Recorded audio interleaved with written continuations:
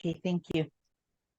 So it's a good thing that we decided to have this class online because it's raining right now. So we are all dry. Actually, it just came in. That's why the toilet break, I was late. I said 1:15, but it's already 1:17. Because my toilet break was in fact lunch break and toilet break. I just got in. I want to finish this now.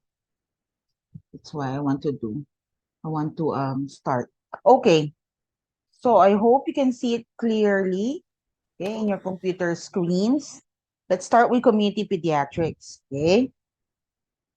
So this one, I got this parts of the lecture will has been taken from the fundamentals of pediatrics, and then I always update the data, the statistics, okay, in accordingly, okay. So if today is the 2024, if there's new data, okay, for 2024, then I update the necessary information, okay. So in the WHO New Horizons in Health, this is actually 24 years ago, okay.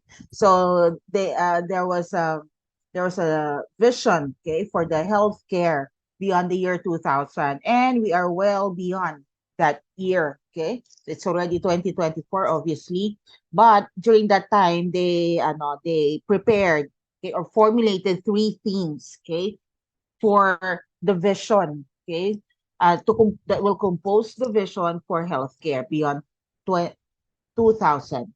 And that includes the preparation for life, okay, protection of life, and quality of life in later years. Very simplistic, but actually the components um, are quite complex, okay, and more comprehensive, okay. So the scope of community pediatrics, okay, is included in the preparation for life. Okay, when we say preparation for life, okay, this is the theme that aims to ensure that infants survive the first year of life and should be suitably prepared to realize their full potential. So that is the preparation for life. So as I've said, community pediatrics, okay, is well included in that theme, preparation for life. So what is community pediatrics? Okay, this is a subspecialty of pediatrics. It is actually applied pediatrics, okay, in the context of your primary health care. So I hope you have already heard of primary health care, of the SDGs or the Sustainable Development Goals, okay? Because we will be mentioning those things more frequently in this lecture and in the other two pa. Okay.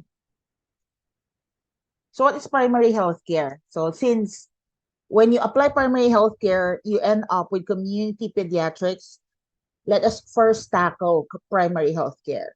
Okay. So it is essential health care. So when you say essential, it is needed, it is vital. Ba? And it is based on practical, okay, scientifically sound, and socially acceptable methods and technology that are universally accessible and affordable to individuals, families, and communities. Okay, when we say universally accessible, okay, these are not the very technical, okay, the very technical machine, equipment, or programs that can only be applied in certain areas or in certain demographics. Okay, it should be it should be easily, okay, accessed, okay, by everyone, whatever demographic they are in. So this is part of the Declaration of Alma Ata in 1978. Okay, so Alma Ata, I think, is in Russia. Okay, so they had that conference there, world conference, okay, where they discuss a lot of things, including primary health care.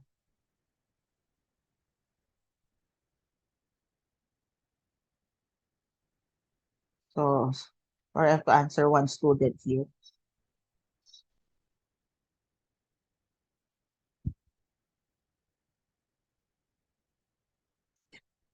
Okay. So, what are included in primary health care? So, when we say primary health care, it will include the education, first and foremost, okay, that will concern the prevailing health problems and methods of preventing and controlling those health problems. So, in healthcare, you not only take care of the health, but you educate, okay, your patients. Okay, in primary health care, there is also the promotion of food supply and proper nutrition. Okay, so this is actually very characteristic of primary health care. So we don't just treat the sickness, the illness. We start with the prevention, and when we say prevention, we want to advocate wellness in order to prevent diseases or sickness. Okay, so one of those ways, okay, is the promotion of food supply and proper nutrition. So obviously, if a person has uh, no scarcity in food supply, okay, and is properly nourished, then that will help in the prevention of disease. Primary health care obviously will also include adequate supply of safe water and basic sanitation, again, to prevent illness. Primary health care will also include maternal and child health care, including family planning. Okay, so a family, okay, the basic unit, okay, in the society is a family, and a family, okay, usually will include children, okay, because there can be a family with only the husband and the wife, okay, that they are already a family, okay, but more often than not, a family will include children, okay, offspring. So we also need to include in our um, uh, in on how we take care of the primary health care of our patients, okay, by including maternal and child health care. Okay. So any questions so far? I can hear. I think if you have a question, you can just interrupt me anytime, okay, or raise your hand. Can I see a raise hand here in the chat? Okay. So otherwise, please take care that your microphones, okay, are muted. So of course, we all know that immunization against major infectious diseases help in the prevention of these vaccine preventable diseases. So that is included also in primary health care. Next is in the prevention and control of locally endemic diseases. Okay. So when we say locally endemic diseases, what are these? What are examples of locally endemic diseases? Does anybody know? Example. What is the um, prevailing uh, illness right now? Whether whether in the Philippines or in India or anywhere in Southeast Asia. Chickenpox or malaria. Chickenpox and malaria. Yeah, correct. That's malaria. I agree with malaria. Yes, and also chickenpox. Okay, and chickenpox actually is age dependent and also season dependent. Okay, and they are these diseases are endemic in certain countries, including the India, Southeast Asian countries. Okay, and also in Africa. How about other endemic diseases? This disease, I'll give you a specific one because I want you to be aware of it because it is prevalent right now in especially here in the Philippines as of this moment because of the rainy season, and it's transmitted by a mosquito.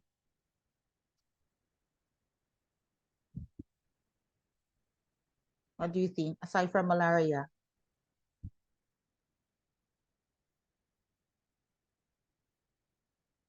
Okay, so take care everyone because this is a season for dengue.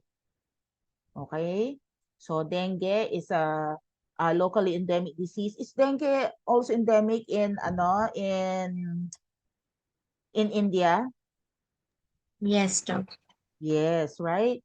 So it should be included in the primary health care. Okay, so there should be prevention and control programs of these diseases, which include, as you have said, chickenpox, malaria, dengue, okay, also typhoid, okay, Japanese encephalitis, okay. In other countries, there's also yellow fever, okay. So there are many locally endemic diseases that should be prevented and controlled.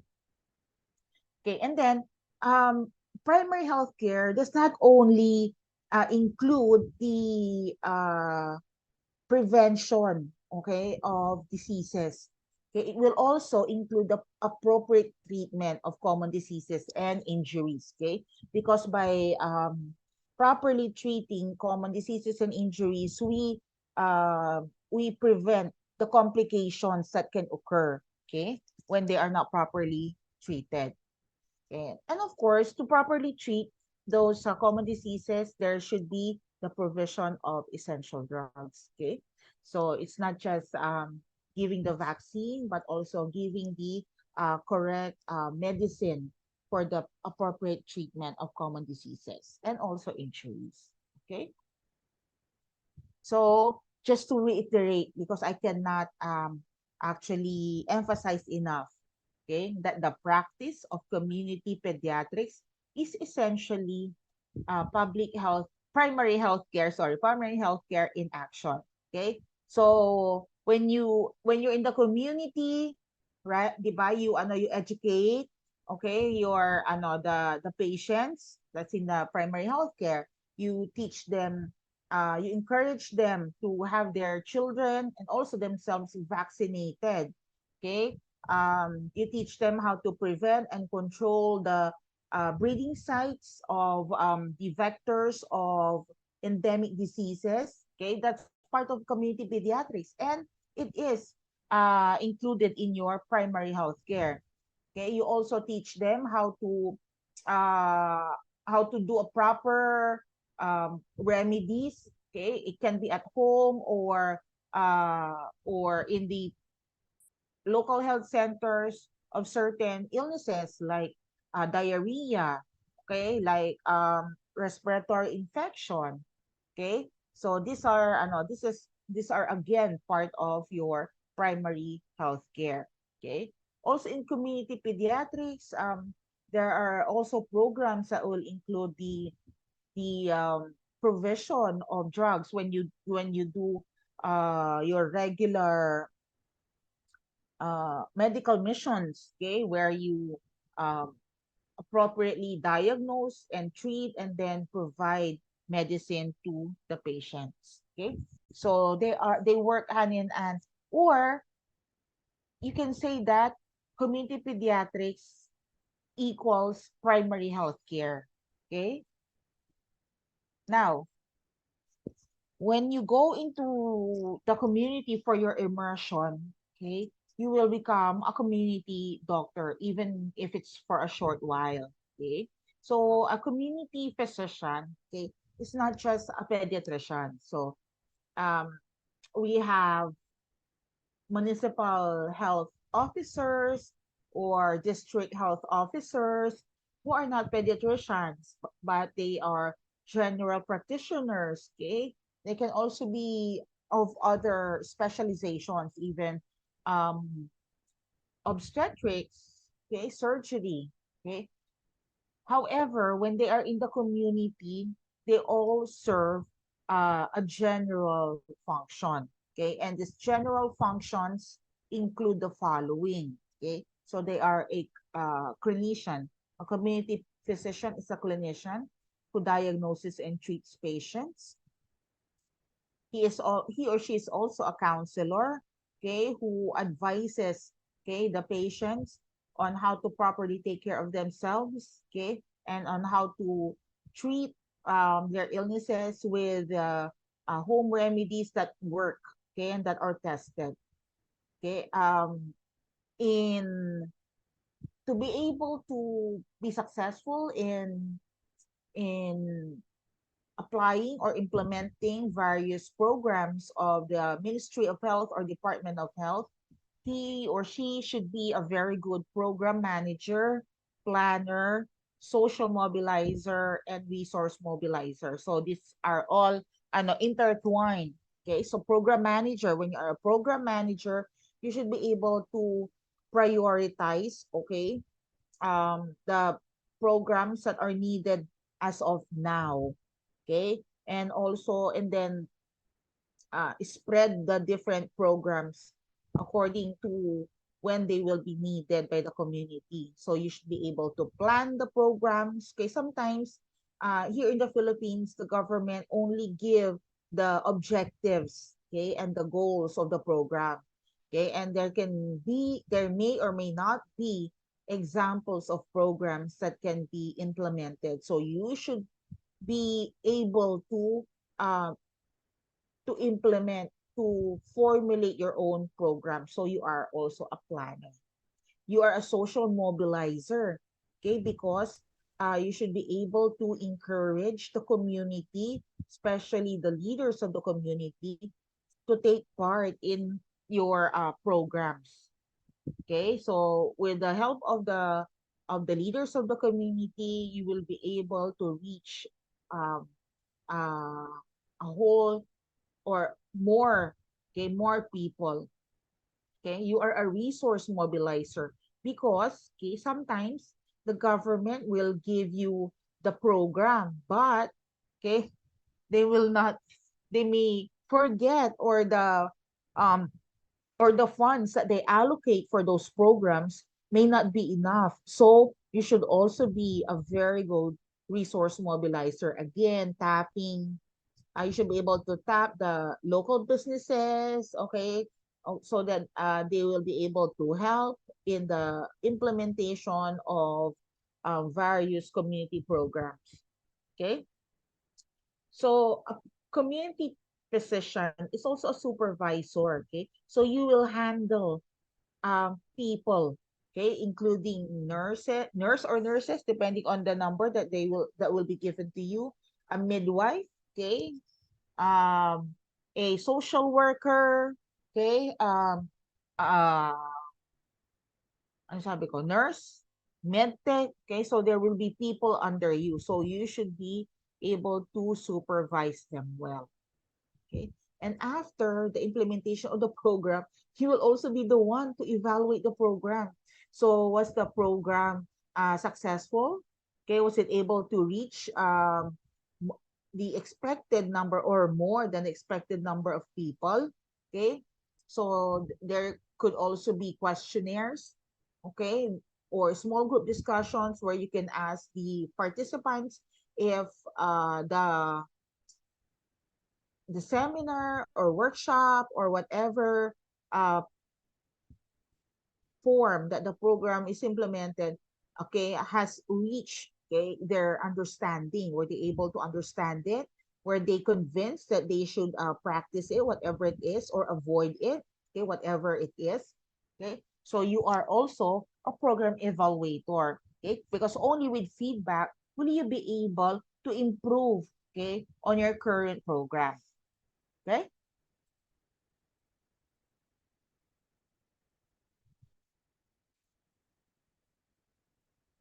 Okay, so now, okay, so since this is pediatrics, okay, we will focus on the health status of children. Okay, first we will start children from all over the world, and then we will also highlight the Filipino children. Okay, so this is from the book. Okay, so this is the statistics from the book. It says here approximately 6.9 million children worldwide died from preventable and treatable diseases before their fifth birthday. If I remember it correctly, this is in 1998. Okay, I think 1998, before the 2000. And during that time, these are the 6 countries, okay, that account for almost 93%, okay, of all under 5 mortalities.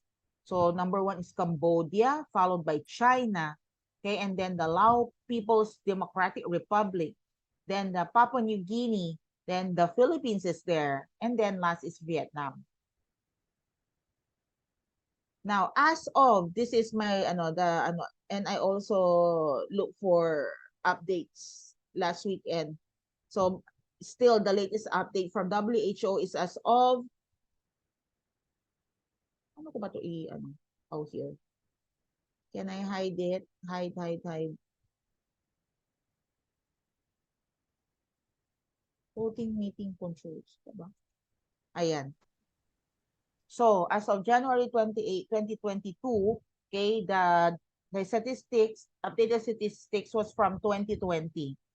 So, in 2020, okay, there is already a decrease, a substantial decrease in the number of children who have died, okay? The number of under 5 years old children who have died, okay? So we started off with a statistics of 6.9 million children, and that's from 1998, 1999.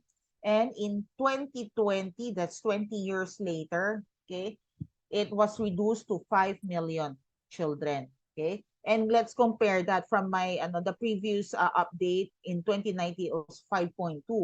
So in a span of a year from 2019 to 2020 there was a decrease of 200 thousand, okay, children, okay, who have died under the age of 5.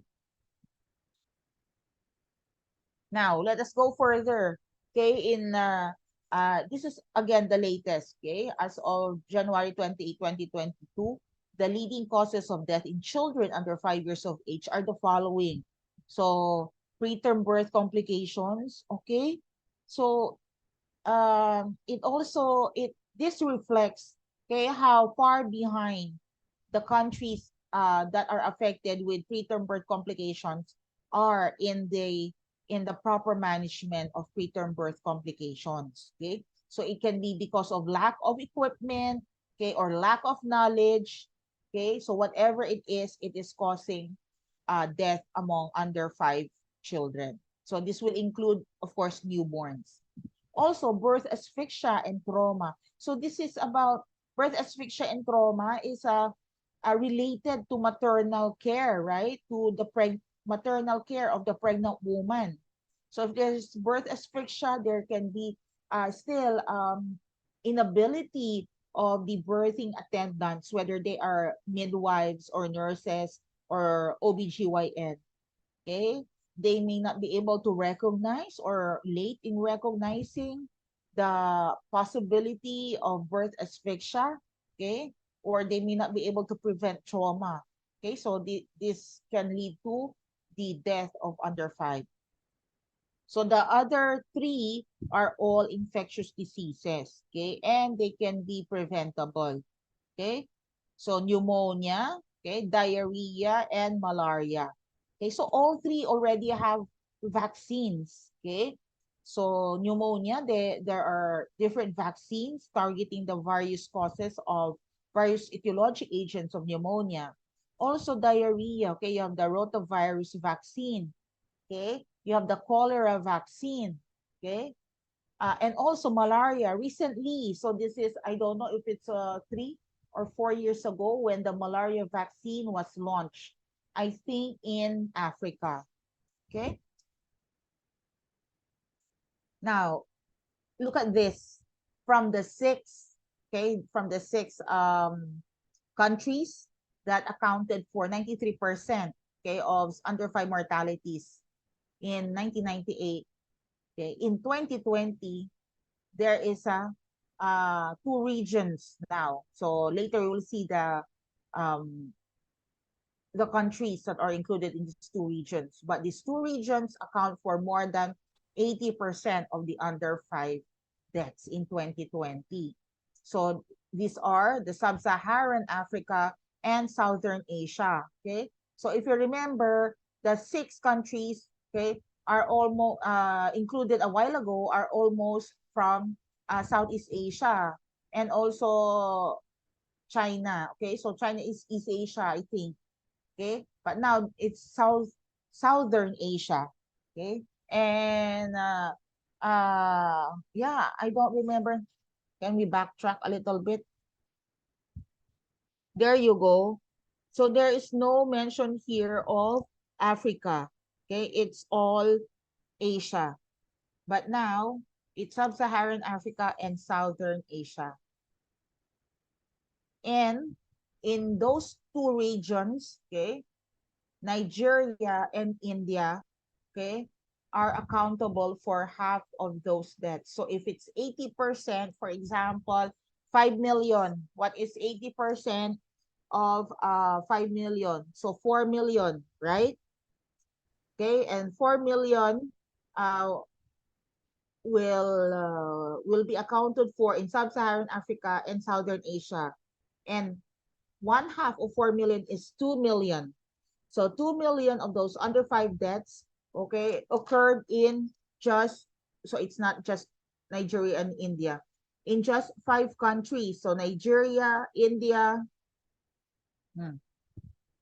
Pakistan, the Democratic Republic of Congo, and Ethiopia. Okay, so if you will equally divide, but it's not possible, right? If but just in case, let's just make an assumption. If you equally divide 200 or 2 million, okay, by 5, okay, because these are the 5 that comprise the half of the deaths, okay, in under 5 patients, then 2 million divided 400,000. Okay, 400,000 under 5, okay, children more or less, okay, died in 2020, okay, in each of these countries.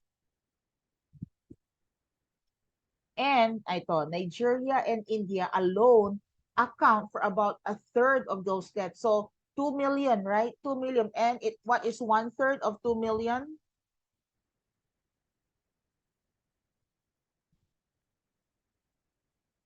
So 600. Okay, 666,000. Okay? So it's more than what we computed a while ago. So 666 account for a third. So if you divided 666 divided by 2 is 333. Okay? So Nigeria and India account for a third of the 2 million. Now, what is sad, frustrating, okay? Sometimes you just don't understand it, okay, is that more than half of those under 5 deaths are due to preventable and treatable diseases. Okay, so they are preventable, they are treatable. So it is actually a factor of poverty, okay, and uh, food insecurity, okay, scarcity of medical care that are the important factors why these supposedly preventable and treatable diseases cause this under 5 mortalities. Okay, so malnourished children. When we say malnourished children, where do we usually see them? We see them in the tawag dito, in poor countries, okay, low to middle income countries, okay. So malnourished children are at a higher risk of death from the common childhood illnesses that are supposedly preventable and treatable. So nutrition-related factors contribute to about 45% of the deaths in children under 5 years of age. Okay? So when we say nutrition-related factors, this is usually due to macro and micro deficiency of nutrients. Okay? So macronutrient deficiency and micronutrient deficiency. Okay? very basic, but apparently not very common. Okay. Now we have to discuss COVID-19 because as we all know, COVID-19 happened and wreaked havoc, okay, throughout the entire world. Okay. So what happened? How did COVID-19 affect the children's health? So it was said that the children and adolescents were generally low risk, okay, for COVID. Okay, and if they became infected, then the infection is likely to be mild. Okay, so the first variants of COVID are actually children friendly, if I can use that term, children friendly, because they are usually mild when they affect children and adolescents. So the children are the least affected age group in terms of death due to COVID-19. Okay. And actually, okay, during the first, I think 2 years, 2020, 2021, okay, of COVID, it was said that children under 5 years represent only 2% of the global cases and overall 0.1% of global deaths. Okay. So there is not much more mortality and morbidity among children due to COVID-19. However, the other aspects, okay, were the ones that were seriously affected. Okay, so what are these other aspects? The most glaring, okay, is the education. Okay, the COVID-19 caused the largest disruption of community systems in history.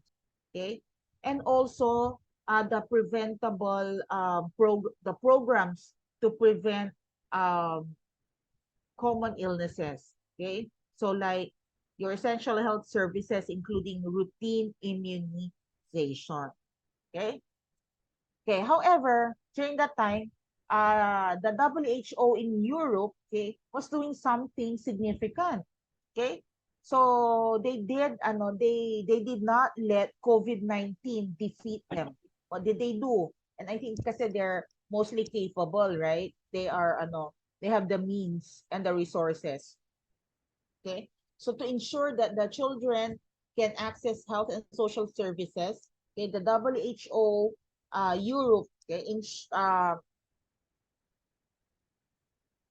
uh, made sure that there is safe schooling. Okay, so there are programs for that. They also made sure that the disruption of the health systems of children was minimized. And also, they safeguarded the quality of care that was given to the children. Okay, so the WHO Europe, okay, or those specific European countries were able to react, okay, effectively and timely. Okay, they were able um to do these things at once. Okay, because they have the resources. So these are just some of the websites that I've used for this lecture. Okay, so part of the community, so we have tackled the under five deaths, okay, and then we segued into um, COVID-19. Now let's go to emerging priorities for children's health. So I want you to know the latest. Okay, so it's not so latest because this has been going on for a few years now. Okay, there are new priorities, okay, that should be tackled regarding children's health. And these are your non-communicable diseases. Okay? Oh, non-communicable diseases, not just that one, and injuries and congenital anomalies. So NCDs refer to non-communicable diseases. Okay. So these three are the emerging priorities for children's health. congenital anomalies. So this is ripe for research. Okay. So what are the congenital anomalies that are most common now? And what are those carcinogens or teratogens that are causing these congenital anomalies? Injuries. Okay. What is making our children more prone to injuries, or they tend to be injury prone. Okay. And what are these NCDs? Okay. So just to give you, okay, an eyeball or a bird's eye view of how significant these emerging priorities are, okay, let me give you some statistics. So it says here that congenital anomalies affect an estimated 1 in 33 infants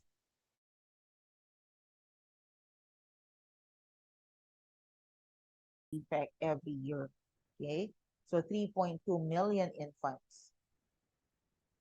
Okay, as for your NCDs, okay, so the global disease burden due to your non-communicable diseases, okay, is rapidly increasing. Okay, so meaning there's also increasing number of patients, whether they are adult or children, okay, they are falling, okay, under the snare of the NCDs. Okay, as for injuries, in 2016, WHO estimated that over 644,855 children under 15 years of age were killed by an injury. Okay, and this is what they predicted, between 10 million and 30 million more. Okay, it's not predicted, between 10 million and 30 million more, okay, suffered a non-fatal injury. So 644 plus thousand, okay, died or were killed, and 10 to 30 million suffered non-fatal injury. Okay, and what is sad is that 95% of these injuries occurred in low and middle income countries. Okay, so I've already told you the meaning of your NCDs, or your middle child.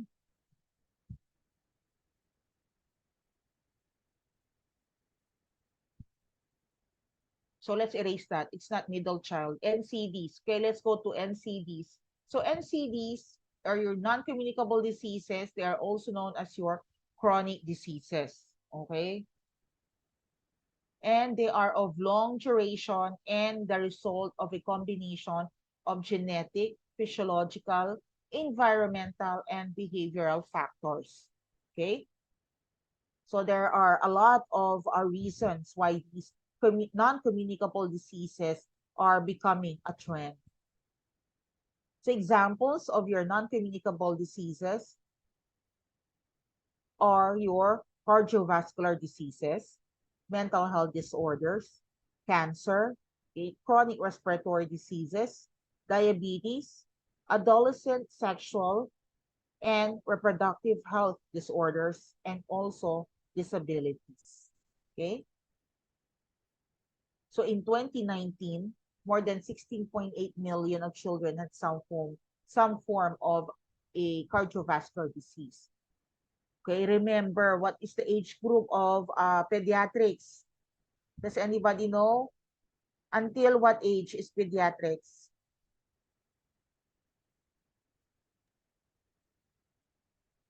None? Oh my gosh. Look until the 18 birthday. Okay, thank you. So it's up to 18 years old. Okay. So in some countries actually, well, that's the age of majority. Sometimes they consider the age of majority as 16. Okay, others 18, others 21. Okay. However, okay, 18 is the what is considered to be the cutoff for pediatrics. Okay. So can you imagine an 18-year-old or less than 18-year-old having some form of cardiovascular disease? What are these cardiovascular diseases? Okay, this can be diseases of the heart. Okay, so heart failures, okay, or heart diseases uh, that can be congenital. Okay, um, and these CVDs have affected 16.8 million children. CVDs are supposed to be associated with adults. Okay, but right now it's also affecting pediatric patients. Okay, in 2019 also, over 227 million children and young people experience mental disorders. Now everyone, this is before the pandemic.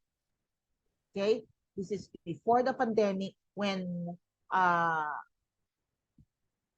the subject of mental health became a common topic among children, among adults, okay, of whatever gender, okay, of whatever age. Okay, so even before the COVID-19 pandemic, there were already millions of children, okay, and young people who have experienced mental disorders or suffering from mental disorders. Okay, so when you go to the wards, okay, this reality will hit you. The reality of pediatric cancer, it's becoming more common. So pediatric cancer continues to be a leading cause of death in children and adolescents and also accounts for 132,000 deaths in 2019. As for asthma, okay, it is estimated that 334 million people currently suffer from asthma. And asthma is the most common chronic disease of childhood, affecting 14% of all children globally. Okay, so these are examples of your NCDs, and they are affecting a lot of children. So aside from asthma, mental health disorders, CVDs, you also have diabetes. And diabetes has been prevailing, okay, among children and adolescents since 1990. So it started with 2.7 million in 1990, and now 20 years later, it is now 4.5 million. Aside from these, you also have STIs, HIV transmission, unplanned pregnancies, and sexual abuse. So this commonly affect, but it's not exclusive to adolescents, right? Okay, and also disabilities, okay? So your visual disabilities, hearing disabilities, um, your movement disabilities, okay? They have they are already affecting 190 million young people. So that's how significant NCDs are, okay? And I hope you've heard about Sustainable Development Goals, okay? So just a short intro about SDGs. So do you remember the MDGs, the Millennium Development Goals, which ended in 2015? Okay, so apparently, there was a good outcome of the MDGs. However, it's not perfect because not all the countries were able to reach their targets. Okay, so in order to continue with the with the goal of producing or making the world a better place, and also to allow those countries that are left behind, okay, in their goals, okay, the uh, the UNICEF, okay, has uh, it's not just the UNICEF, the UN in particular, okay, and the WHO and all the other World Health organizations, okay, the WHO, the world organizations, okay, have um, evaluated their hits and misses. Okay, so meaning what did they accomplish and what didn't they accomplish, and what were the reasons for not accomplishing their goals. Okay, and they came up with 17 goals to transform our world. Okay, so let's just I just want to introduce, if you still don't know, the SDGs. Okay, so this will end by 2030.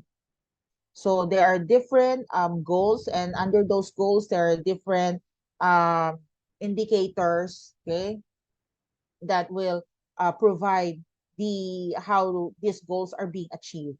Okay, so number one goal is, just read with me. Number one, No poverty. no poverty. Oh my gosh, only one is listening. Thank you. Who is this? Ma'am, Krishna. Krishna? Okay, thank you for listening and thank you for responding. Grabe, no? Okay, number one is, Krishna, no poverty. Tama? Did I pronounce your name right? Yes, doc. Okay, so no poverty, Krishna. Number two? Zero hunger, ma'am. Okay, thank you. Who's this? Chalil Todiga, Dilruba, ma'am. Okay, that is so long, Iha. Okay, but thank you. Thank you. And so, we'll finish this to number 17. Number three. Good health and well-being. Very good. Number four. Quality education. Yes, you can answer all at the same time if you want. Number five. Gender Gender equality. Equality. Okay, number six. Clean water and sanitation. Yes, number seven. Affordable and clean Affordable energy. and clean energy. Okay, number eight. Decent work and economic growth. Okay, number nine. Industry innovation and Industry innovation and infrastructure. infrastructure. Yes. Number 10. Reduce Reduce inequality. inequality. Yes. Number 11. Sustainable cities and communities. Number 12. Responsible consumption and production. Okay, number 13. Climate action. Climate action. Yes. Number 14. Life below Life water. below water. Yes. Number 15. Life Life on on land. Life land. on land. Number 16. Peace, justice, and Justice strong and institutions. institutions. And number 17. Partnerships for the Partnership goals. for the goals. Okay, thank you. Just imagine if all, I think 192 countries that are participating will be able to achieve the goals for all of these SDGs. That's going to be a perfect place, the ideal Earth. Okay, no poverty. Okay, and working towards nasan yung climate dito? Climate action. Okay, so we are trying to create a better world for ourselves and for the future generations. Okay, so I am most definitely sure that after this SDGs, after 2030, there is going to be another one, okay? Because we will not stop trying until we have achieved our goals, okay? And these are very good goals, okay? Imagine no poverty, no hunger, okay? Reduce inequalities. Probably after the SDGs, there's going to be no inequalities. Very idealistic, but who knows, right? So I want you all to familiarize yourselves with this, okay? So, of course, for the sake of your grades and also to inform yourselves, okay? So you can read about this, okay? You can Google them, the SDGs, and there's going to be updates for every country if they are able to reach their goals, okay?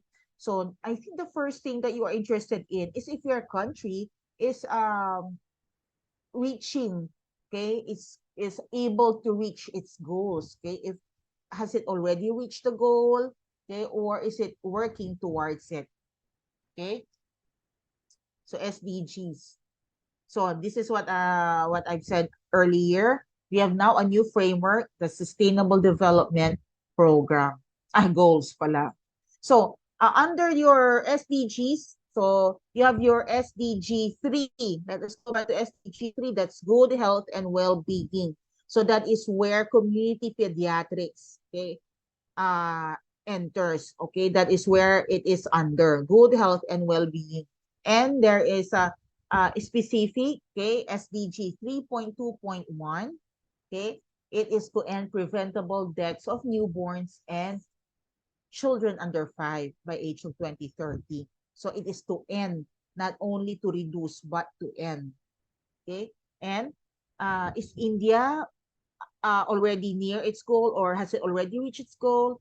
Is the Philippines, will the Philippines be able to reach its goal also by 2030? So let's last 5 minutes before we have a break. Okay, so let's look at your SDG 3. Okay, SDG 3, good health and well-being. So as I've said, 3.2.1. And first, yan. So 3.2.1, as I've said, are the reduction, or it's reduction. It's not the end. Okay, it's reduction, okay, of newborn mortality and under 5 mortality. So what's our goal? Okay, first is to reduce newborn mortality to at least as low as 12 per 1,000 live births in every country. So where are you now? Okay, you may want to check it now. Okay, the other one is to reduce under 5 mortality to at least as low as 25 per 1,000 live births in every country. So there are already a lot actually. There are already a lot of countries that have met the SDG target for under 5 mortality. So in 2023, how many?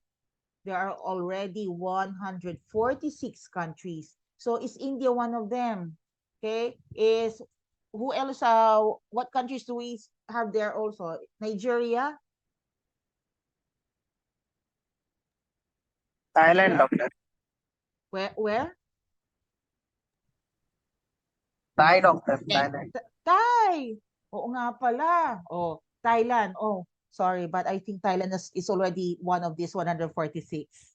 Congratulations, Thailand. How about India? How about where else are the other students from? Oh, of course, the Philippines. Where else? No one, doctor. No one from Philippines. Only Indians, Thailand, and one Nigerian.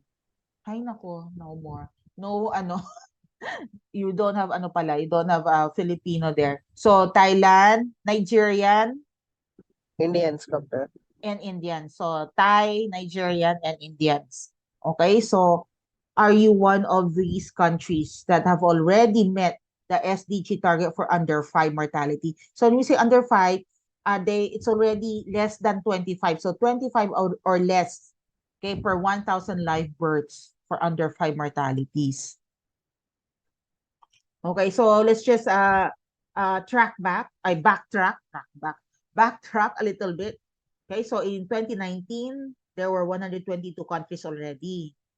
In 2020, there's an additional 3. There were 125. Okay. In 2022, there were 133 countries. And now it's 146 countries. So how about the other countries? There are still 13 countries are expected to meet the target by 2030. Okay. So these are all meaning if they're expected to meet the target, they are on track. Okay. So they are nearing the target.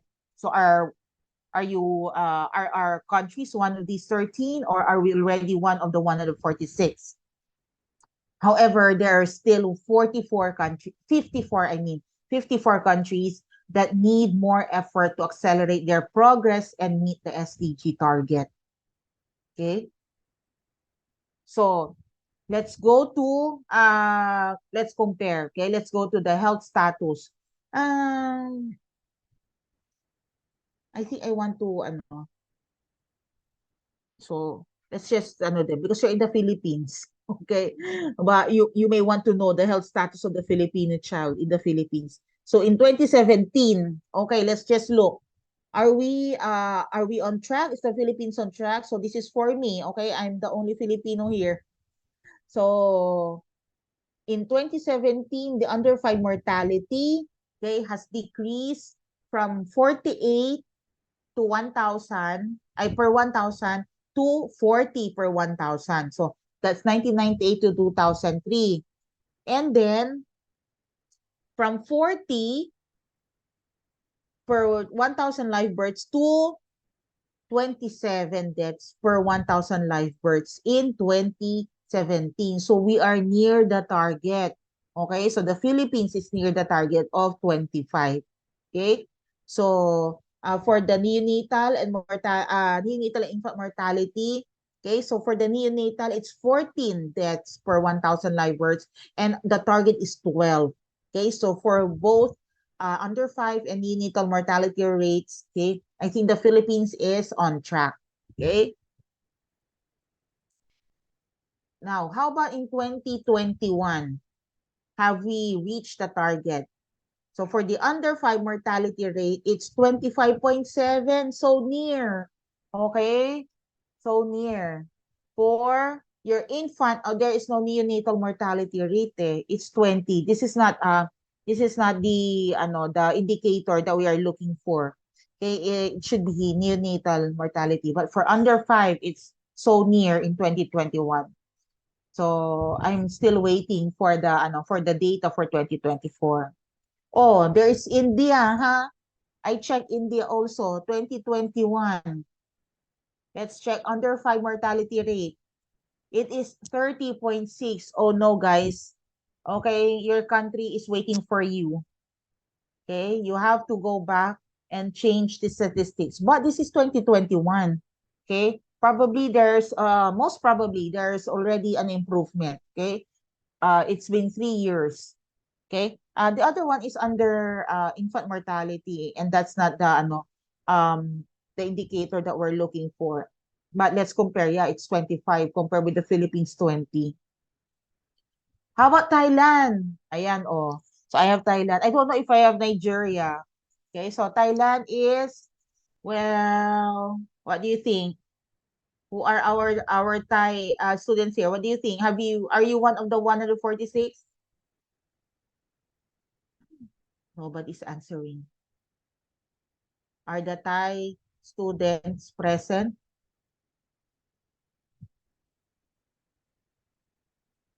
Oh, Yes, doctor, they are present. no, but they're not answering. I thought I lost the connection. They're not answering, ah. So, what do you think? Look at this, ha? And let us cry. It's 8.3. How many for the Philippines? 25.7. Very good, but not yet there. Okay, how many for India? It's 30.6. Oh, still farther pa. So, congratulations, Thailand.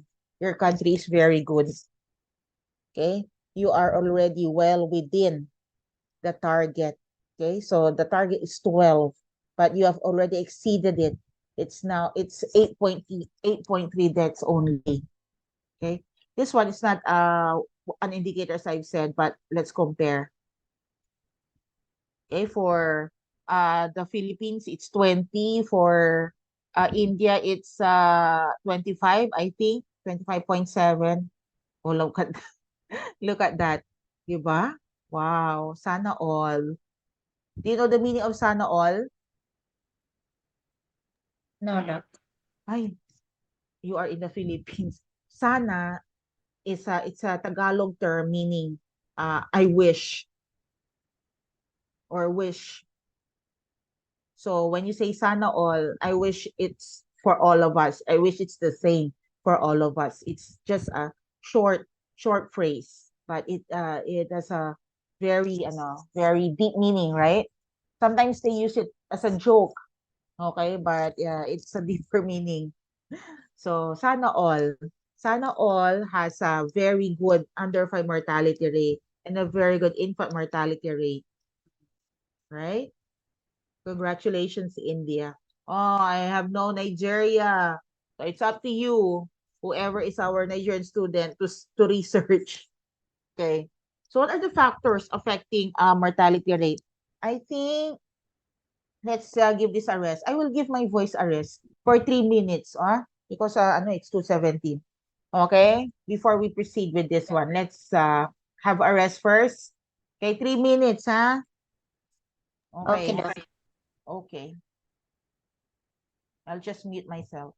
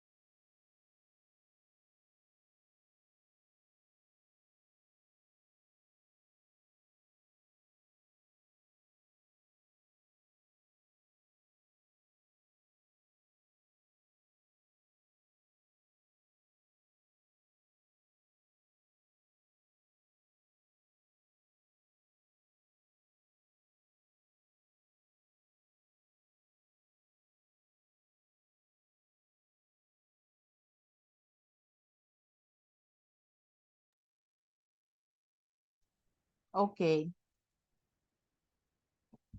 So, I'll just stop share and then share again, because what usually happens is when I stop and then resume, the screen usually doesn't move.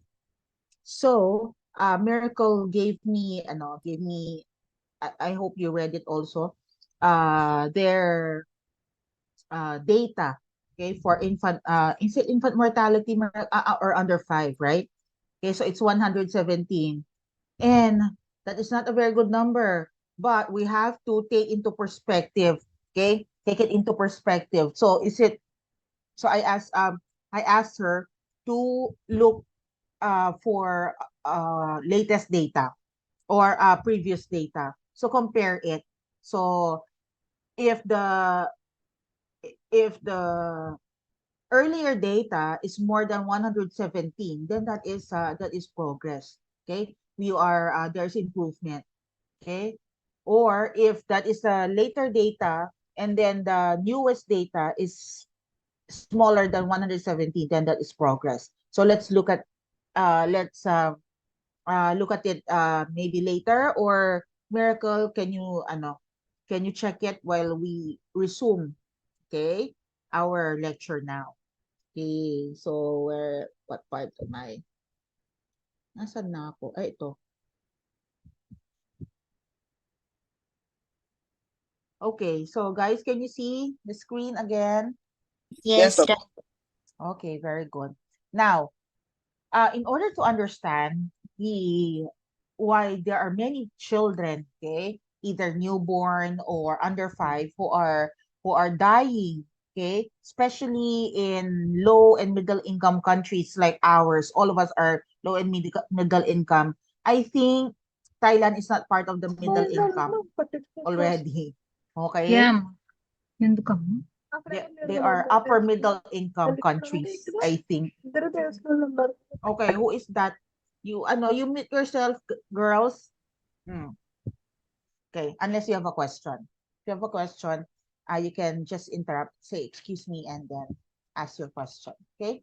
So we have to know the factors affecting mortality rates. So let's check. So first, there are social determinants of health. Okay? So I want you to read about social determinants of health. So these are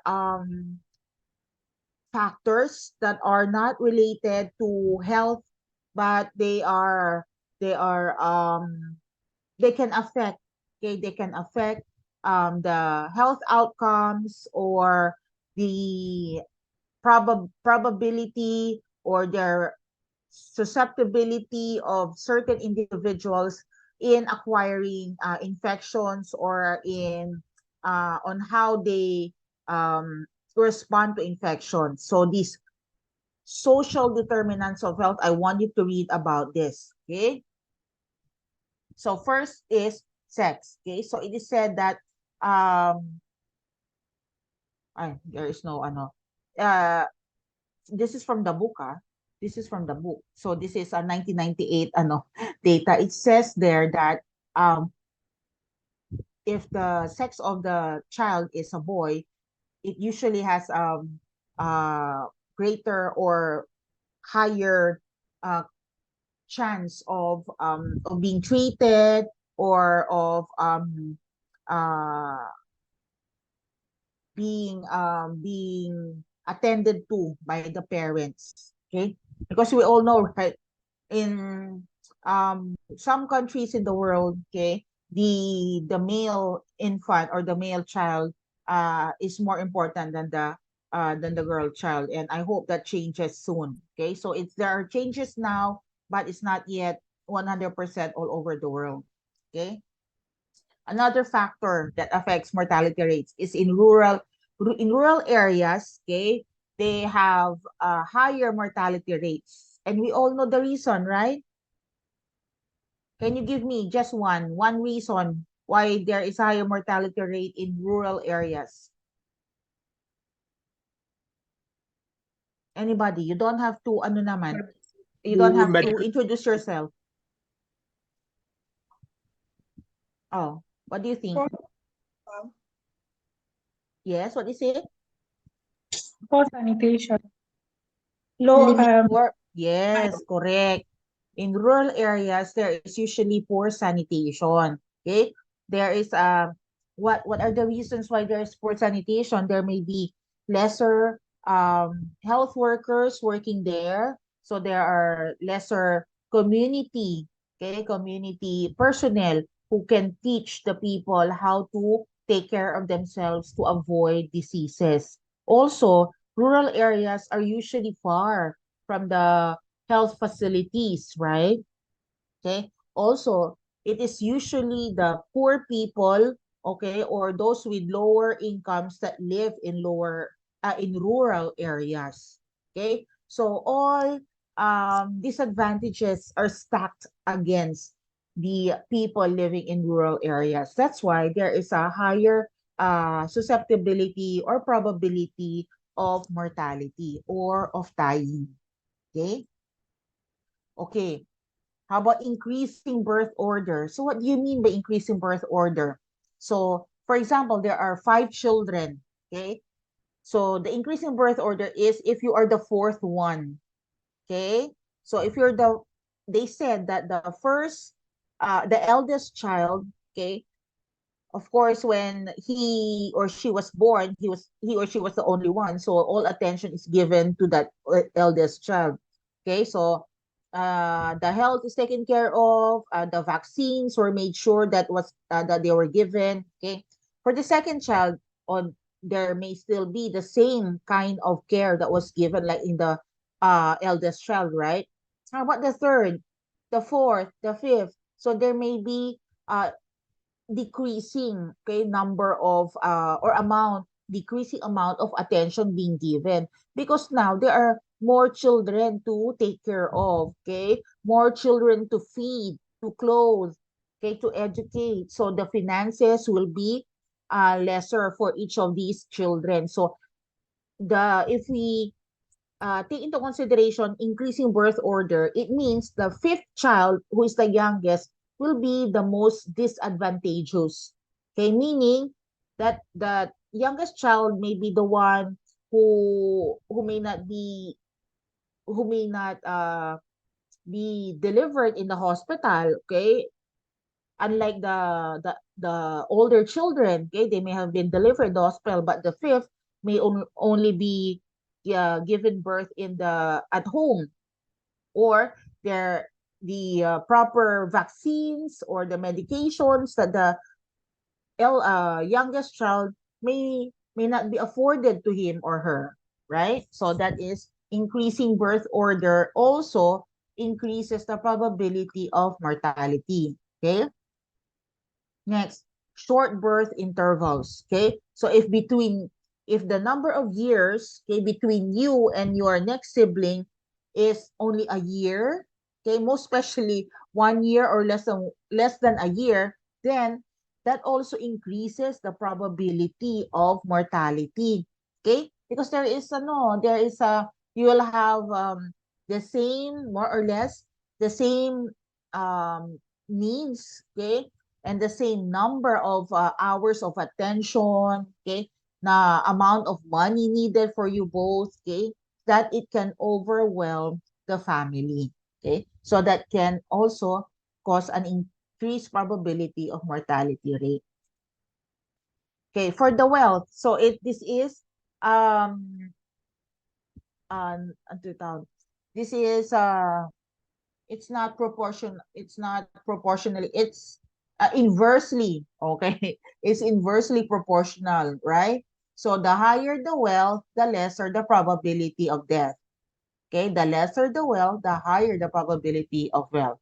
Oh, that's it. No explanations needed.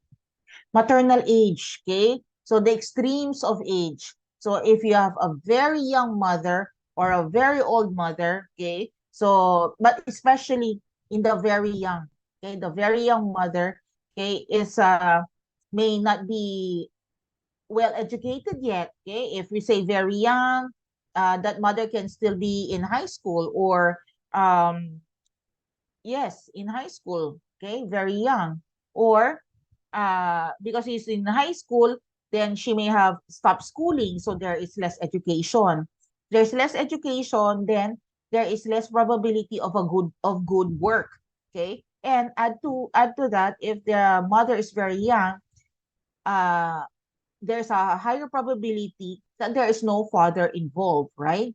So all of these are stacked against, okay, the child, the infant, the under 5 child, okay? So we have a very young, insecure, scared mother, then there's a higher probability of mortality rate, okay? They said that the older mother, okay, actually has an advantage, right? Because she will know better. She may already have um, a good job, right? Financially stable, and she may have a partner helping her. Okay. So mother's education, so that is connected with maternal age. But however, I don't mean that if you are young, you are not automatically well educated, because there are people, it depends, right? It depends on their ability to get an education. So if the mother is not well educated, okay, they said that there's a higher probability of mortality, okay, because the mother may not be aware of health seeking behavior, okay. So that is when will she ask for help or consult or check up for her child, okay. If she's not well educated, she may not know that, okay. If she's not well educated, she may not have a good job, okay, that can help in treating her child. So mother's education is also very important. Okay, I'll remove this. Oh, what is this? So according to Miracle, the 117 by Miracle, 117 deaths, it was from 2021. Okay. And in 2024, it's 54. See? So there's already an improvement. Okay? So that's more than half. Okay? That's very good. Okay, so hopefully we all of us here will be able to reach our target by 2030, our country's target. Okay? So thank you, Miracle. Okay, let me remove this again. Okay. So worldwide, okay, let us look at the top 5 leading causes of under 5 deaths. Okay, so this is in general, huh? So this is in 2020. Again, preterm birth complications, as I've said earlier. Oh, yan, birth asphyxia, trauma. Oh, it's the same thing. It's pneumonia, so I'm repeating this slide. Diarrhea. And what's the last one? Let me check your memory. Malaria. Thank you very much. Is this Krishna again? Servani po. Ah, okay. So, what are Arvani? Servani doc. Ah, Sarvani pala. Sorry. Very good. Okay, so you remembered. Okay, so Sarvani is listening. Okay, so these are the top 5 leading causes of under 5 deaths in 2020. Okay, across all nations, worldwide. This is in general.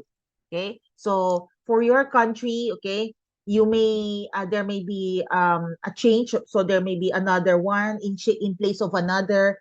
Okay, for example, the pneumonia may not be there, but another disease can be there, or the birth asphyxia could will not be there, but another one. But overall, in general, these are the top 5. Okay. Okay, in the Philippines, okay, let us look at the Philippines. Okay. So the causes of death in 2008, the country profile of the Philippines showed that 45% of under 5 deaths are due to neonatal causes. Okay, so it's preterm. Is it preterm complication? Yeah, there's prematurity. Okay, there's infection. So it's all neonatal causes. These are preterm complications, diba? And asphyxia, it's there, just like the worldwide data. Okay, so that's in 2008. In 2010, the under 5 deaths are due to pneumonia is there. Okay, diarrhea. So the Philippines is reflecting, okay, the worldwide data. Oh, okay. Congenital anomalies, that's also preterm complications also, okay? And septicemia can also be a preterm complication. Oh, and this one is different, right? As I've told you, there can be certain differences, okay, in between countries or among countries. So for the Philippines, the fifth one is other diseases of the nervous system. Okay, still in the Philippines. Okay, so in 2020, so we have 2008, 2010, and this is the latest one that I've got. The top 5 leading causes are pneumonia. It's there. It's part of the worldwide. Remainder diseases of the nervous system. It's not. It's not part of it. Diarrhea. Yeah, it's there in the worldwide data. Accidental drowning and submersion. That's not in the worldwide data, diba? And syempre, this is 2020. So COVID-19 is there. Okay. What happened? Oh my gosh. Okay. There's a double pala. So what are the treatment interventions, okay, for these top 5, okay, leading causes of death, and also the other causes of death for under 5. So basic life-saving interventions at the time of birth, okay, that increase the chances of the infant survival are the following, okay? So these are important because the neonatal causes are there in the top 5. So keep the baby warm, initiate breastfeeding early, okay?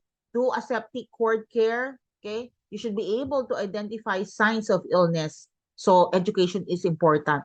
And you should also have early care seeking. So it means that you don't wait for the child to become very sick before you go to a proper doctor or health center, okay? So early care seeking is going to the health center, okay, when you observe that your child has an illness, okay, and if you think that it's making that child uh not not eat well, okay, or to have decrease in activity, then you have to um bring that child already for checkup, okay? So other notes for these treatment interventions. So access to basic life-saving interventions like skilled delivery at birth, right? Postnatal care, okay? Breastfeeding and adequate nutrition, vaccinations and treatment for common childhood diseases can save many young lives. Okay, so very basic, okay, very accessible, okay, and yet they are very significant in saving many lives. Okay. Oh, so I have data for India. So what is the mortality in under 5 and neonates? The leading causes, okay? So the leading causes for under 5 deaths in India in 2017, so you have lower respiratory infection. So it's not, it's pneumonia. That could be the pneumonia. Preterm birth, yes, it's there. Preterm complications, right? Diarrhea is there. And birth asphyxia and trauma is there. So, India is also reflective of the, worldwide data. Okay? This is, for the neonatal deaths, okay, this will include the preterm birth, okay, birth asphyxia and trauma, also lower respiratory infection and congenital birth defects, okay? So this is for neonatal deaths naman. So 80% of the neonatal deaths were in the early neonatal period in 0 to 6 days, okay? Early neonatal period of 0 to 6 days, that is when 80% of the neonatal deaths in India occurs, okay? So the rates for most causes of under 5 death in India were lower in the more developed states than in the less developed states. So that is understandable, right? Self-explanatory, right? Okay. So the death rate for all major causes of under 5 death, okay, reduced in India from 2000 to 2017. So the highest decline is in measles, so there's 82% decline, followed by diarrheal diseases with a 69% decline, okay, in 2017, and lower respiratory infections, 57%, and the least for congenital birth defects, 15%.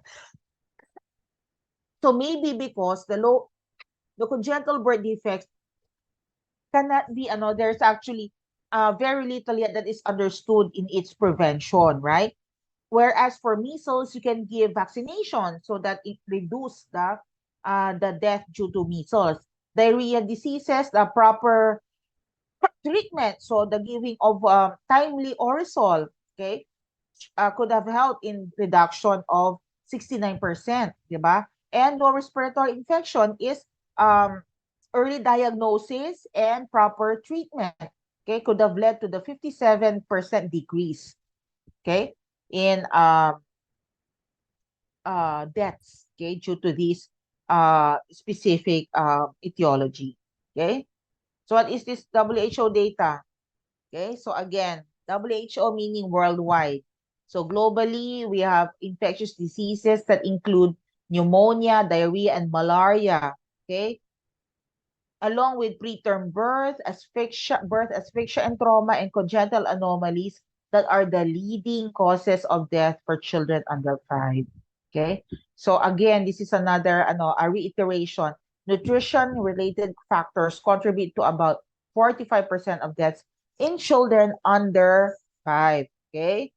So these are, it's not the complicated or the rare causes of death, okay, that's causing the loss of many lives, okay? These are preventable, these are treatable. So I've already said this. How about beyond 5 years? Because we've been talking about below 5 and neonatal. How about beyond 5? So the following account for injuries among children and adolescents below 18. So more than 5, but below 18. Okay, because that's still part of the pediatric age group.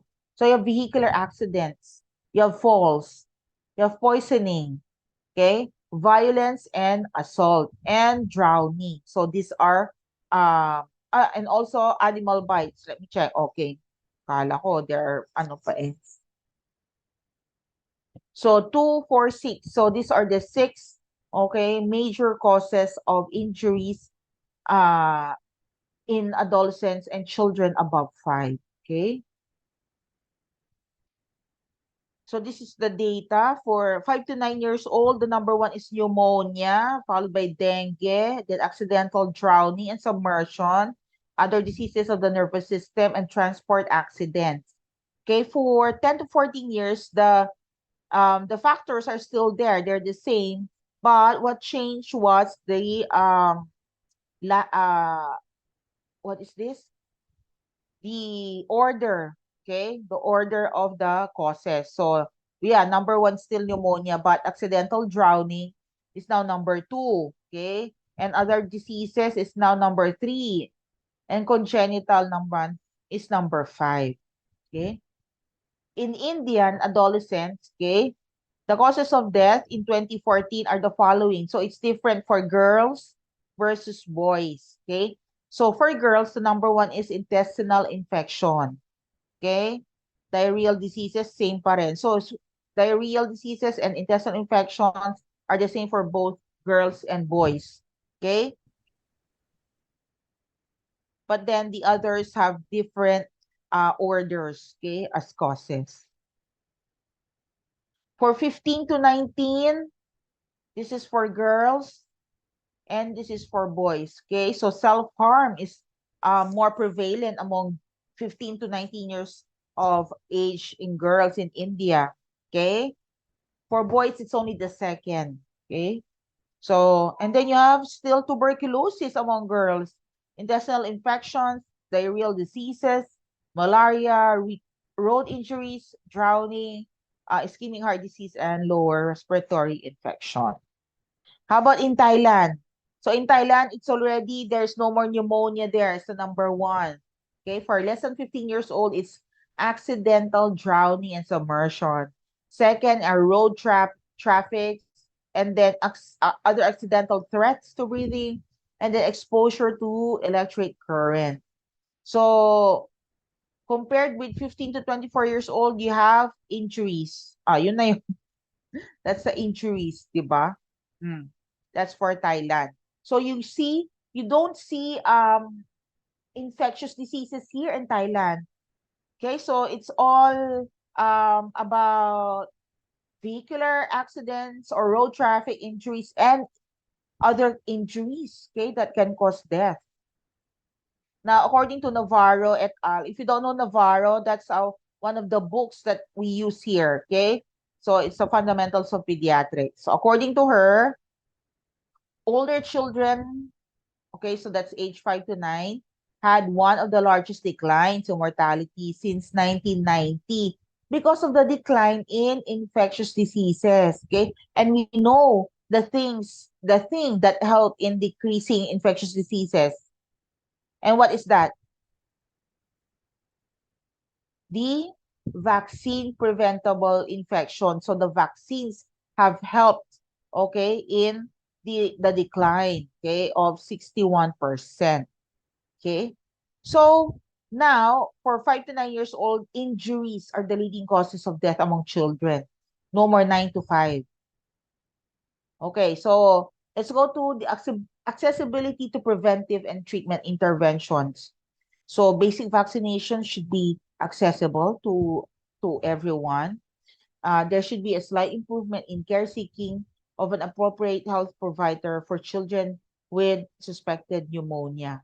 Okay, so this is what we should teach the parents. Okay, there should be improvement. Okay, for diarrhea, Orisol is important. Zinc supplementation also is important for diarrhea. Okay, so now let's go to nutritional status because I think I mentioned twice or 3 times in my previous slides that the nutritional status comprise 45%, okay, of the deaths, okay, in under 5 mortality. So the Philippines rank 5th, okay, among countries in East Asia and Pacific region with the highest prevalence of stunting. Okay, so we all know that stunting is a manifestation of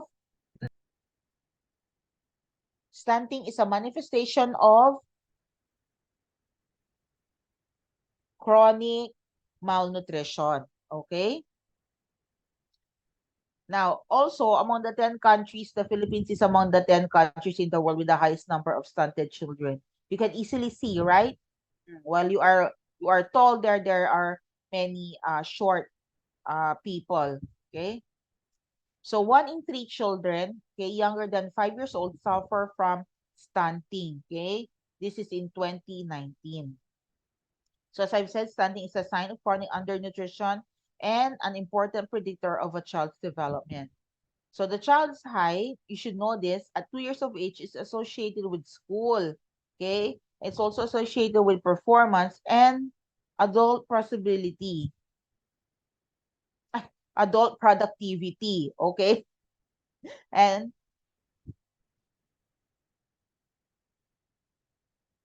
okay, so I got lost again.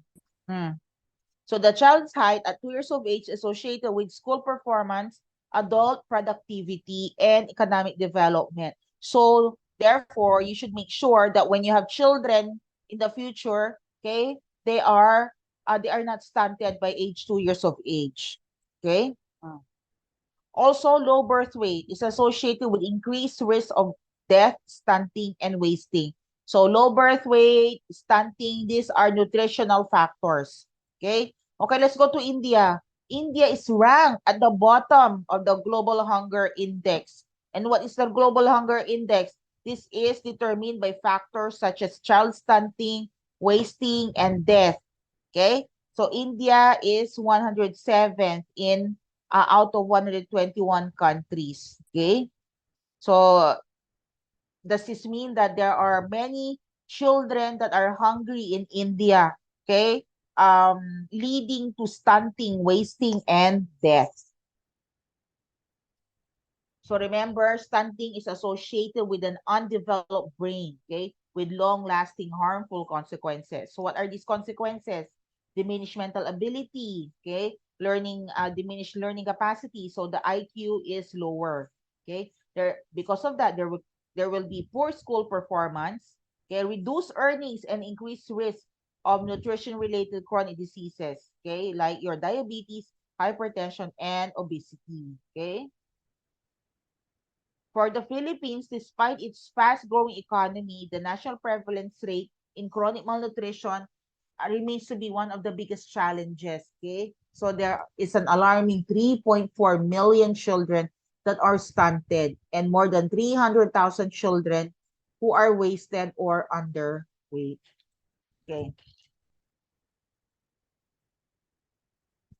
So stunting has irreparable consequences for the child if left unsolved beyond 2 years old of age. So remember that. So, well, this is sad because I'm giving you this, but no, there is no, there is no Filipino there. So you are just, here to, to pity me. So the Philippines performed poorly on child stunting or chronic malnutrition. Okay, it also performed poorly on child mortality or children dying before they reach the age of 5. And also they performed poorly on teenage pregnancy, okay, with a very high adolescent birth rate. Okay. So for this, okay, so in the Philippines, there's the Department of Health.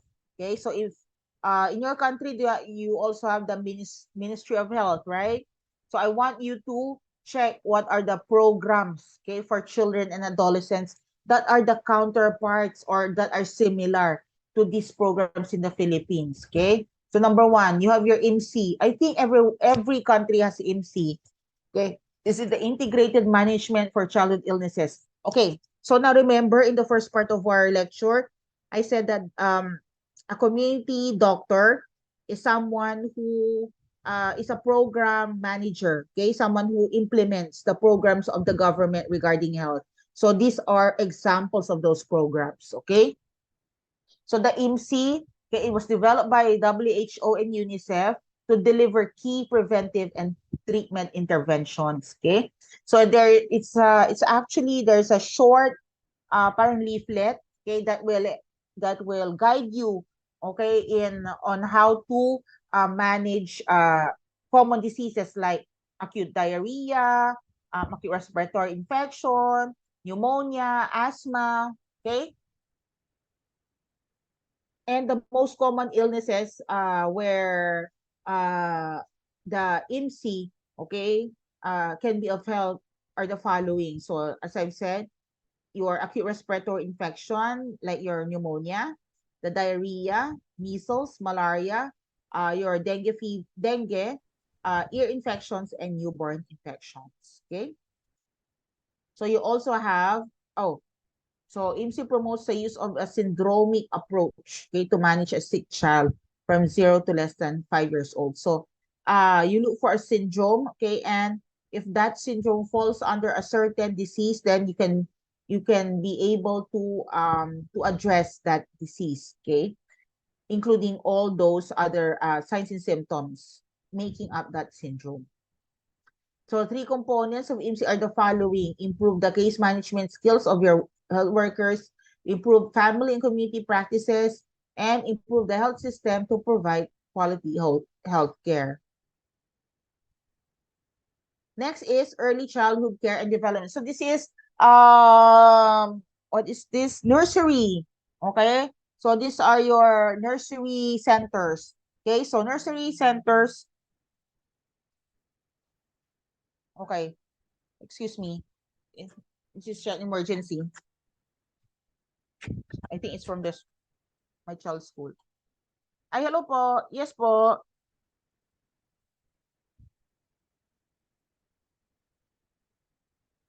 Okay. Kasi as yung lolo niya, sabi ko kasi 3:30. Okay, sige. So, sunduin na. So, sunduin na siya. Ano po? Hanggang 2:20. Kaya lang kasi, sir, laging Lagi umaano yan eh, humihirit eh, di ba? Siya na lang,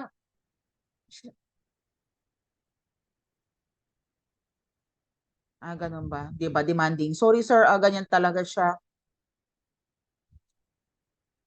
Sige po, sabihin ko po sa lolo niya. Thank you sir. Sige po. Okay.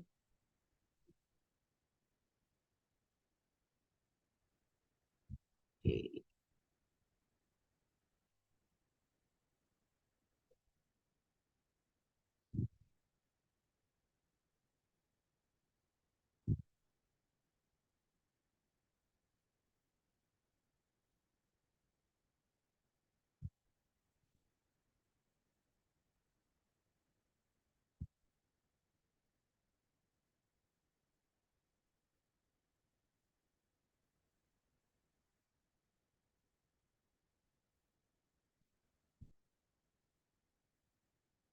Hmm?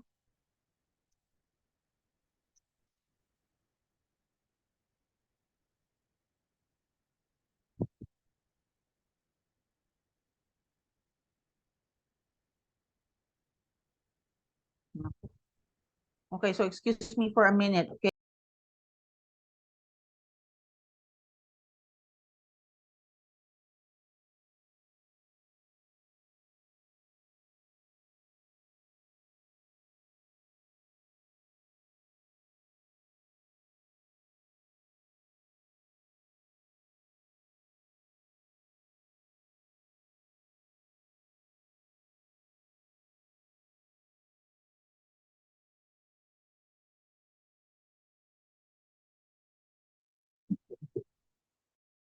Okay. Okay. So I think we're in trouble. It's already 3 o'clock, but we're just about to finish the first lecture. Ay, because the 3 lectures cannot fit in 4 hours. Okay. Oh. Okay, so let's continue. I hope you can hear me. So as I've said, early childhood care and development, these are the nursery, okay? The nursery schools, okay? With the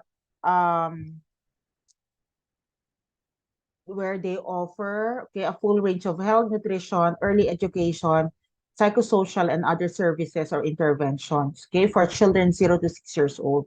So this is still part of community pediatrics, okay? So another program, I think is your Garantisadong Pambata. So Garantisadong Pambata is Tagalog, okay? And it means guaranteed, Garantisado is guaranteed, Pambata is for children. Okay? So this is guaranteed for children. If you uh, translate it, okay? And it is a biannual campaign. Okay? This is again for community pediatrics, okay? Where they do various health services. They give various health services to children and their mothers. And these are the following, the ones in the square bullets. So vitamin A supplementation, iron supplementation, okay, catch-up immunization, child injury prevention and control, and deworming. Okay, so this is another a community program. And then, of course, you have the newborn screening. So newborn screening is now done, right? It is in the Philippines. It's already a law. So I think it's also in other countries. Okay. So the first, at first, it started with 6 metabolic disorders. Okay, that this will help in the proper screening and management of children with congenital hypothyroidism, okay, congenital adrenal hypoplasia, G6PD deficiency, phenylketonuria, galactosemia, and MSUD or maple syrup urine disease. But now there's already an extension. So aside from this, there are other metabolic diseases included. So it's not just 6 metabolic disorders, but already 21, I think. Okay. Ayan, this is the expanded. Yan. So you have your endocrine disorders, amino acid disorders, fatty acid oxidation disorders, organic acid disorders, urea cycle disorders, hemoglobin disorders, and also others. Okay, so these are all included in the newborn screening.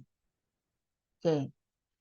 Okay, so aside from the Department of Health, the another department, which is the Department of Education, are also participating in the in taking care of the children's health. Okay, so as we all know, the school is another community, right?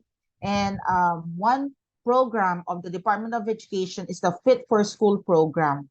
Okay, so this promotes the principles of primary health care. Okay, so it addresses the following health and educational problems, including diarrhea and respiratory tract infections, oral oral health, okay, so deworming, okay, also they also address the dropouts, okay, from elementary school, okay, so they all address these problems through the Fit for School program. And we also have the infant and young child feeding. Okay, so this aims to revitalize world attention to the impact of feeding practices.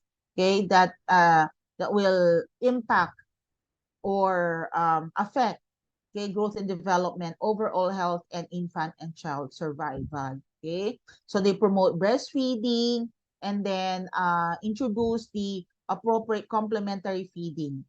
Okay. And then also another program is the National Child Injury Prevention and Control.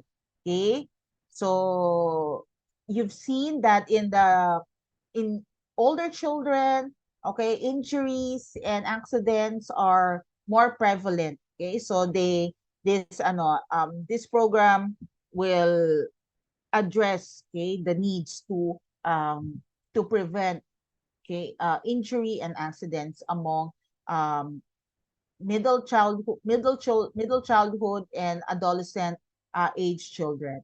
Okay. And then we have the EPI. So the immunization, as we all know, is a very basic part of community pediatrics. Okay. So I also want you to check the coverage of the immunization for children in your respective countries. Okay. So as of now, I don't know if I included this here. Oh, so I just want to summarize. Okay. So these are how the other vaccines were included and when they were included. So at present, the Philippines is giving the following vaccines for newborns up to 1 year old. So they give the BCG and the birth dose of the hepatitis B. Okay. And then from 6 weeks, okay, 10 weeks, and then 14 weeks, they give primary vaccination. So the 3 doses of the oral polio vaccine, the pneumococcal vaccine, and the pentavalent vaccine. So the pentavalent vaccine will include the diphtheria, pertussis, tetanus, the Haemophilus influenzae, and the hepatitis B vaccine. So that's a penta. Okay, and then the oral polio is given orally. Okay, and then at 9 months, the measles vaccine is being given, and then at 1 year old, the MMR is given to the infant. Okay, so that's the latest. Okay, it's still very far from complete, but it's already an improvement also. Okay, so it's already an improvement from the very first immunization coverage in the Philippines. So next we have adolescent and youth health program. So the objectives are the following, because of course our adolescents are up to 18 years old are still part of the pediatric age group. So the objectives of this program is to decrease morbidity and mortality among adolescents and youth, eliminate unwanted pregnancies, abortions, and STIs, eliminate disabilities, accidents, sexual abuse, and destructive behaviors, promote general health and development, and provide quality adolescent and youth-friendly health programs and services. Okay? Okay, OMG. So that's 2 hours for our first first lecture. It's 3:10. So let's have a 10-minute break before we proceed to the second lecture, which is bioethics. Okay? So do you have before we proceed